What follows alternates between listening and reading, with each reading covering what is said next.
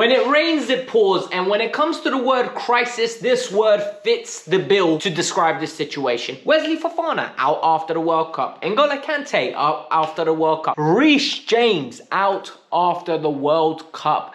This is ridiculous at this moment in time. Let's get into it. Chelsea versus Aston Villa preview.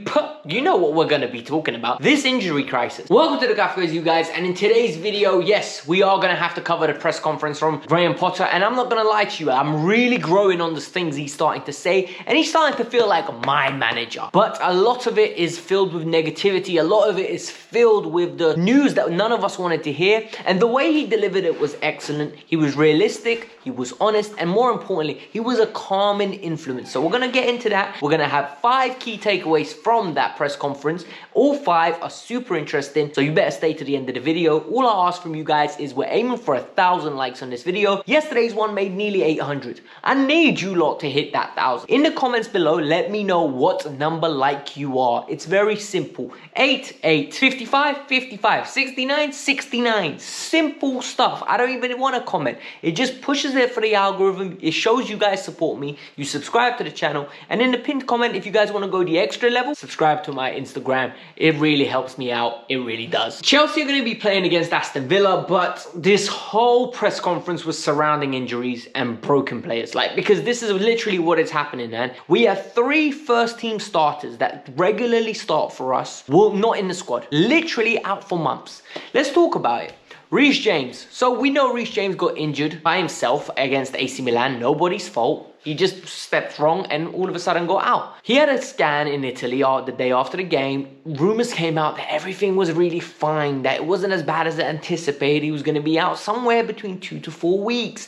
And you know what I said? This is great news, but I kind of want the confirmation. I need to hear it from Potter's mouth. And Potter said today, it didn't go well. The first scan went well. The second one, when he arrived back into the UK, was not the best thing. And he's going to be having a discussion over the weekend whether he's going to have surgery or not. Yes, surgery might be required for Reece James. What does this mean? Well, David Ornstein's come out and other journalists have come out and basically said he's out of the World Cup. He's going to be gone for 6 to 8 weeks to recover. And that's if he gets the surgery. If he doesn't, then he's going to be on a rush to get to the World Cup. For me, guys, I don't want to risk his future, but this is getting really worrying. This guy is the definition of injury prone. And this is where I'm going to have a go at Chelsea. And a lot of people are going to say, Alex, why are you going to have a go? You're being paid.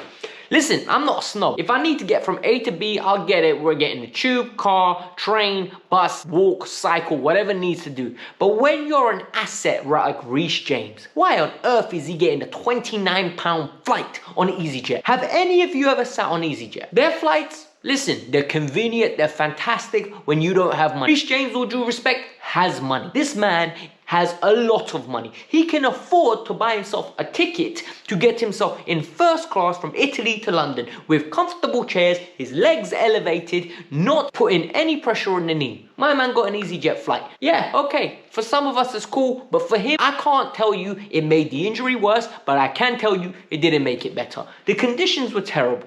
Absolutely. To talk about managing the situation well, this was shockingly managed. Graham Potter once again did not want to add fuel to the fire, but said, look, we're going to have to go and listen to specialists about N'Golo Kante.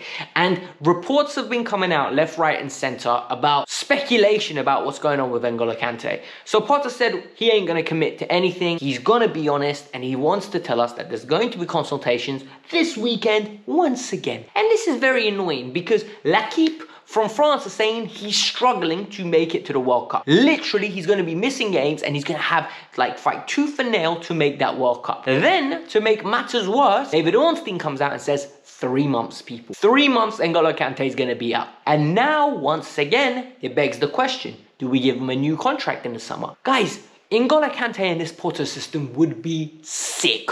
This man would be unreal. Can you imagine with his energy levels, with his athleticism, with his ball playing ability, because he's actually very underrated on the ball, how sick he would be in this system. But we're not going to see it because the guy's always injured. And now we've got Reece out and Kante out. And Potter, he's trying to steady the ship. But what does this mean? It means extra load on Jorginho, extra load on Kovacic, extra load on Ruben Loftus-Cheek, and potentially Zakaria is going to have to get a game timer now. Because who are you going to play there? Conor Gallagher? I don't see it. Potter also went on to confirm that Wesley Fofana is going to be back after the World Cup. Yes, only after the World Cup. It makes things worse, right? When it rains and pours. Crisis. Terrible. Absolutely terrible. Because when you think about it, where we've got Reece out, Kante out, and Fofana now. And think about it, that's two players that can play right centre back if we're playing with the back four, or if two players that can play the right back. Because logically speaking, Reece James is out, Aspi has to play every game. That's a problem for me. There and there defies the odds of why I wanted Aspi to leave. Because I wanted us to sign somebody to cover Reece if he got injured. We didn't. Now Aspi's going to have to play every game. When Aspi starts regressing, people are going to say I'm being negative. But the reality is, Aspi can't play that many games. So we're stuck with a problem. Then you start looking at Wesley Fofana. All of a sudden, he's out, Reece is out, that's your cover goal. Why was Levi Colwill allowed to leave? He's not playing in Brighton. And all of a sudden, now we're down to Trevor Chalobah, Koulibaly, Thiago Silva. So unless you start playing with four at the back with two centre-halves and then have to ask Trevor to play in the back four, which we don't know if it's proven, the one time we've seen it, Arsenal destroyed him, we've got a problem on our hands. Because now we can't risk getting another injury. There is no cover on the bench. We've got a problem, people. Potter tried to calm things down. I don't know what he's trying to do. I'm getting very nervous. On to some good news. Potter spoke about Edouard Mendy's attitude and how it's been fantastic and how he's been very supportive, and he's been somebody in the dressing room that is very receptive to encouraging his teammates. And he's also expressed how well Kepa's played and Kepa earned his position. Like, he hasn't done anything to lose it, and the friendly competition is great in the squad. For me, this is a problem position now. And the reason it's a problem position now is because our goalkeeper needs to be good on the ball.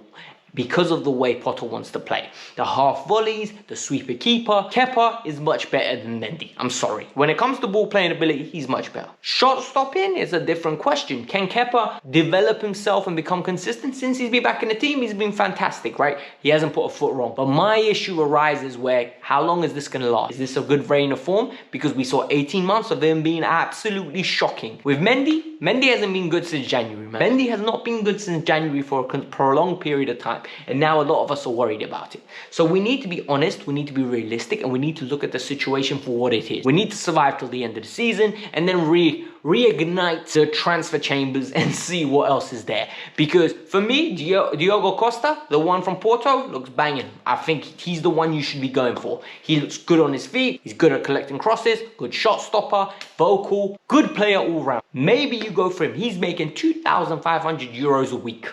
2,500 euros a week. You give him 10 grand, he will run to the UK. I promise you now. So Chelsea need to reconsider that situation, but going forward, I think Kepa might be the way forward, but I'm not convinced with either. You know why I like Thomas Tuchel? Because I could relate to him. I actually looked at the man and said, you know what, this guy loves football and he's just genuinely normal. He's a little bit crazy because he's super intelligent, but with Potter, I've been waiting for it and I finally found why I can relate to this man. He's just a geezer, isn't he? He's just a normal guy.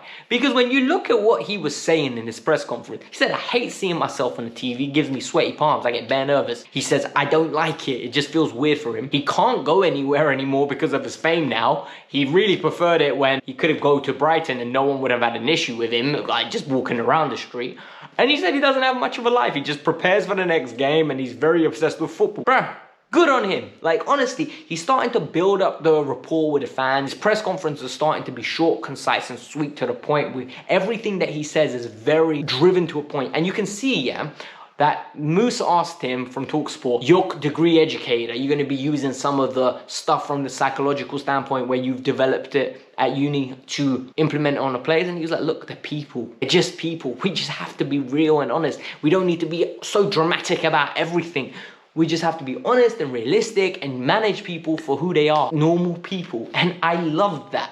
because it showed he remembers where he came from. He came from Aston, Swansea and Brighton. He doesn't think he's a big deal. He appreciates what he's been given, the opportunity, and it's just the job. Like, I know for a lot of us, football's do or die, right? We absolutely adore it. When it's off, we're panicking. We don't know what to do with ourselves. We need to go find another hobby. And for him, most probably it's the same, but he's being honest. Like, there are more important things in life than football. So, guys, all I'm going to say is, Potter's really grown on me. I think we will beat Aston Villa, and I think it's a massive 3 games, 9 games that could define our season. We need to go and beat Aston Villa, then Brentford, and then pipe Manchester United on next Saturday at 5 o'clock. But we need to get there. 1 game at a time. I think we'll beat them. I think it'll be rather convincing. I think the team's going to do well, and we will be proud on Sunday. So hit the like button, subscribe to the channel, and let me know your thoughts in the comments below. Peace out, I'm out.